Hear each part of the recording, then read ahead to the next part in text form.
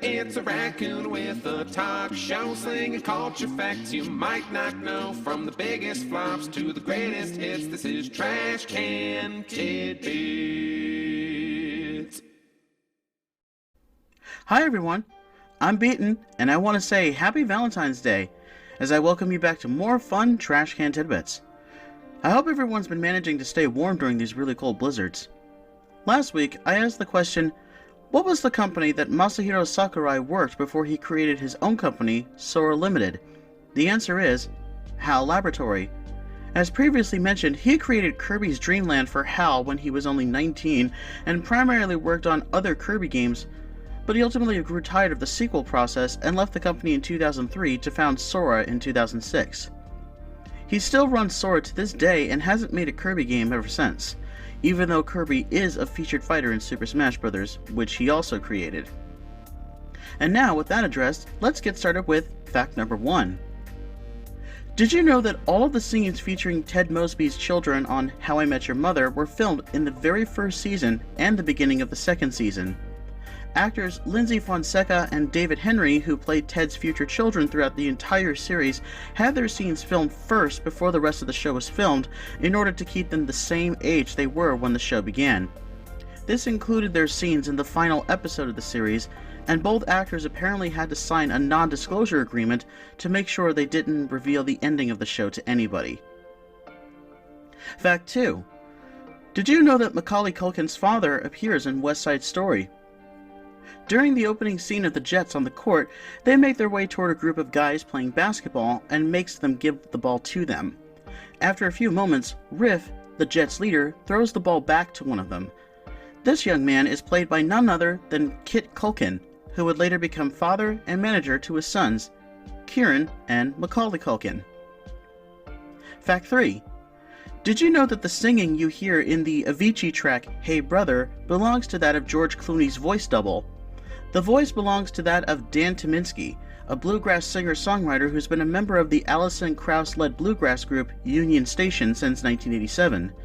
Tyminski's voice was also notably heard in the Coen brothers film Oh Brother, Where Art Thou?, where he provided the singing voice for George Clooney for songs like I'm a Man of Constant Sorrow. Fact 4. Did you know that an REM song was originally going to be the theme song to Friends? Before they settled on I'll Be There For You by the Rembrandts, the first choice for the theme song was REM's Shiny Happy People. It's also worth mentioning that theme songs for sitcoms during the 90s were starting to be eliminated. Common sense prevailed though, and I'll Be There For You quickly rose to the top of the pop charts, becoming a radio and TV mainstay to this day. Fact 5. Did you know that Somewhere Over the Rainbow was almost cut from The Wizard of Oz? Various explanations given was that it slowed down the pace of the film, and since it was Judy Garland's first lead role, it was considered undignified for her to sing in a barnyard.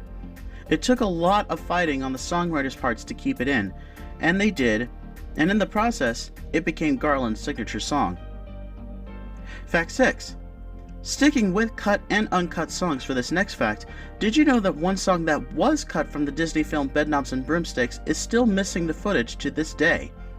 The song A Step in the Right Direction, which is included on the soundtrack album, was sung when Miss Eglantine Price, played by Angela Lansbury, receives her broom and proceeds to do a song and dance number with it prior to flying out of the window. According to Lansbury, the footage was shot but claims that it was destroyed afterwards. There was an extensive search to find all the missing footage and songs, and it was put together in a restored cut in 1998. But A Step in the Right Direction remains lost to this day. The song is included in the DVD features with still photos that do exist to give an idea of what the number was like, and the song is still heard in the movie's underscore. Fact 7. Did you know that a character seen in the intro to the original Pokémon series is nowhere to be seen in the show itself? In one part of the intro to Pokémon Indigo League, aka Season 1, Pikachu runs past various characters, including a girl with long brown hair wearing an orange top and green skirt. This character is allegedly Pokemon Trainer Green, who was featured in the Pokemon manga alongside Trainers Red, Ash, and Blue, Gary. and is the primary trainer of Bulbasaur. Green appears in various other Pokemon reading materials and games, but not in the anime itself. This was probably an oversight by the American producers when they were dubbing the show into English. A well-known piece of art from the manga features Red, Blue, and Green in a three-way standoff with their fully evolved Pokemon, Charizard, Blastoise, and Venusaur respectively. Fact 8. Did you know that the developers of Portal attempted to create a new meme in the wake of the success of the Companion Cube and the Cake is a Lie? At the end of the game, when GLaDOS is defeated, a hoop is hurled into the player's view and collapses next to them. The developers at Valve called it Hoopy the Hoop and hoped it would catch the internet's attention. They didn't realize that the Cake is a Lie would become the signature image from the first game, and Hoopy the Hoop quickly faded into obscurity. The weighted Companion Cube also stole Hoopy's glory, so what are you gonna do? Fact 9. Did you know that there was going to be a Tekken Cross Street Fighter game at one point to piggyback the success of Street Fighter Cross Tekken? The latter game was developed by Capcom, and the former was or will be developed by Namco. While Street Fighter Cross Tekken was well received, its sales were kinda disappointing, and Namco has yet to officially update the progress of their follow-up. They haven't officially said that Tekken Cross Street Fighter was cancelled, but I think Namco is worried that if they actually should release it. What do you guys think? Do you want to see Tekken Cross Street Fighter, or should Namco cancel the deal with Capcom and move on to something else? Fact 10. Speaking of Street Fighter, did you know that the tie-in video game released for the movie with Jean-Claude Van Damme notably does not feature Raul Julia as M. Bison? While the majority of the movie's cast filmed all the footage for the game, which was then digitized into the game's sprites, Raul Julia had already died by the time the game began production. Bison was instead played by his stunt double, Darko Tuscan.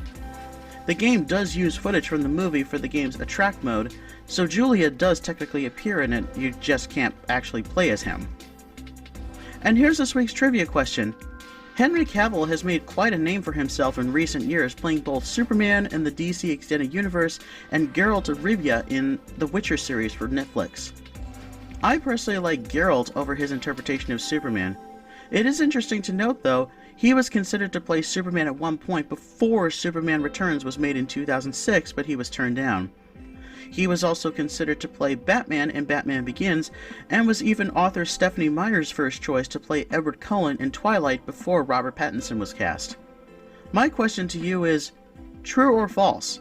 Henry Cavill was turned down for the role of James Bond in Casino Royale.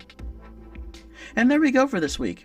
I hope you all enjoyed this list, as I sure did. Definitely stay tuned for more. And as always, please don't forget to like, subscribe, share, and ring the bell for future video notifications. Thanks for watching, and I'll see you next time.